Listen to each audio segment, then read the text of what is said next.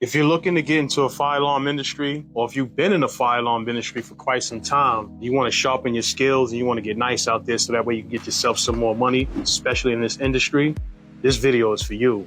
In this video, I'm going to break down the 5 skills that you're going to need to become a master technician. There are more skills than 5, but I feel that these are the 5 skills that I pulled out of my technical box so that way I can share it with you and try to break it down to the elemental P so that way you can understand.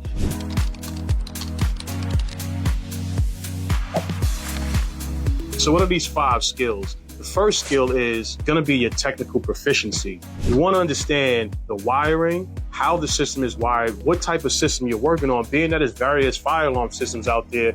Whatever system or manufacturer that you're working on, whether it be Simplex, Notifier, Siemens, Kidder, Edwards, Firelight, whoever, it doesn't matter the system that you're working on. What you have to understand are the components that make up that system. You need to understand the fire alarm control panel, the front display, how do you use the menu, how do you get into the menu, what is the installer's passcode, and what is the default passcode.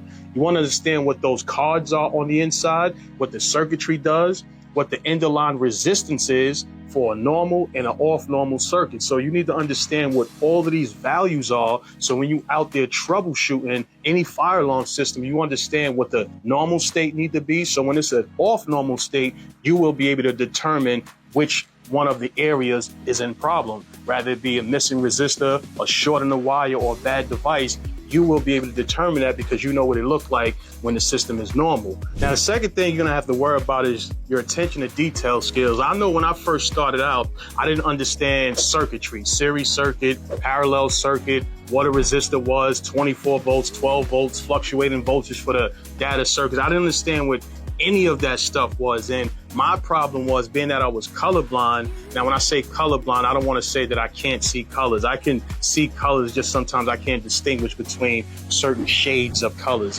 However, not knowing how to wire up a series circuit, I used to always blow out panels wiring the batteries wrong because my attention to detail was off, not knowing that red goes to red, black goes to black, and then when you actually wiring it in series, one lead goes from the black to the red, so that way you can get your 24 volts. So I had to learn a lot within the fire alarm industry. There was a couple guys out there that were showing me how to get to where I need to go, but a lot of them was giving me a lot of weird energy. So what I used to do was sometimes take the equipment home, stay late if I had to. I worked with a lot of the larger companies and they had in-house training, or they will send us off-site to their own training, whether it be at Florida or wherever state they're going to hold their training at. So you have to have attention to detail. You have to be able to understand what you're working on. Like I said, it doesn't matter the system.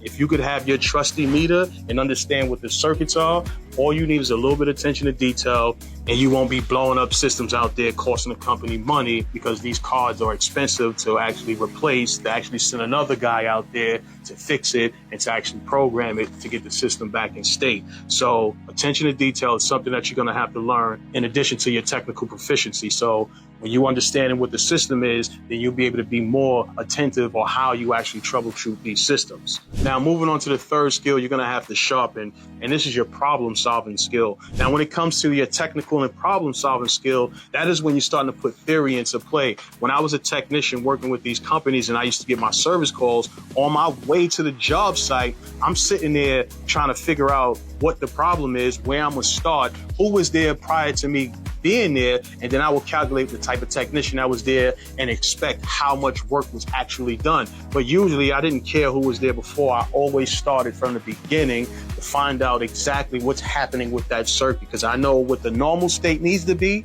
and if it's off that normal state, I know where I'm troubleshooting, rather it be if I'm looking for a break in the wire, or if I'm looking for a short, or if it's a bad device that's actually bringing the whole loop down. A lot of the difficult troubles when it comes to fire alarm would be ground faults. So a lot of technicians have issues with, fixing ground faults. I don't understand why. It's just, I don't think they're putting in enough effort to actually fix the ground fault. I understand you may have to go in the ceilings to get the duct detectors, or you may even have to go in the crawl space to get the smokes or heat detectors. You have to do what you have to do to find whatever issue being on that fire alarm panel. It's very important, it's very imperative that you know how to solve these problems. It just makes you more marketable within the industry, and it also gets you more money for the company that you're working with. And if you feel you're not getting the money you deserve within a company and you have the skills, there's other companies out there that will guarantee pay you the money that you're actually looking for in order for you to feel that you are receiving your self-worth. So your technical proficiency, your attention to detail, and your problem-solving skills is what you're gonna need to sharpen in order to be a master technician within the fire alarm industry. Now, I didn't even mention anything about certifications or the type of certificates that you need to have specifically for New York. Especially if you're starting out, you should be looking at your S95, you should be looking into your S98. Within your first year, you should at least have your S95, S98, and your NICET level 1 within that first year. Year 2, you should be getting your NICET level 2. By the time you should be reaching year 5, you should at least be up to NICET level 3. So that way, 10 years in your fire alarm industry, you could go for your NICET level 4. And at that point, you are the top technician in any company or any industry because they can charge more money for you because you are NICET level 4. Now, I am not NICET level 4. I am NICET level 2. I honestly stopped achieving for the NICET level 4 when I started my business. Not to say that I should not get my NICET level 4. However, I can find someone who is NICET level 4 to qualify the company to make me more valuable in the fire alarm industry. So it is imperative for you as the individual, if you're going to stay within the fire alarm industry, to get every certification, to get every panel certification, to get any and every certificate that you could possibly get your hands on, not just fire alarm, maybe also sprinkler, maybe also security, maybe also burglar alarm. You want to versatile yourself. You want to make yourself more marketable in the industry because it's not just fire alarm companies out there. There are also security companies that do fire alarm as well. Maybe not as big as a fire alarm company, but they may have inspections or maybe smaller systems that you could actually work on. The difference is you're going to still be doing fire alarm. So you have to make yourself more marketable. So certifications and understanding the panel that you're working on will make you the top-notch technician for any company and any business on any planet. So certifications is important, and it's more important for you as the individual, especially if you're trying to grow and make more money. It just makes it easy for a person to pay you when they're looking at your resume and when they say certified in this, certified in this, certified in this. They understand on top of your years of experience, it's really no conversation. It's really you telling them what you want, and they're going to try to work their best to get it for you. And if they can't do it, then you got to find a company that's willing to pay you what you're looking for. Or it may be some type of compromise where you can work out a deal to where maybe 1 to 3 years within the company, you'll be at the salary that you want to be at. But you have to negotiate that when you first walk into that building.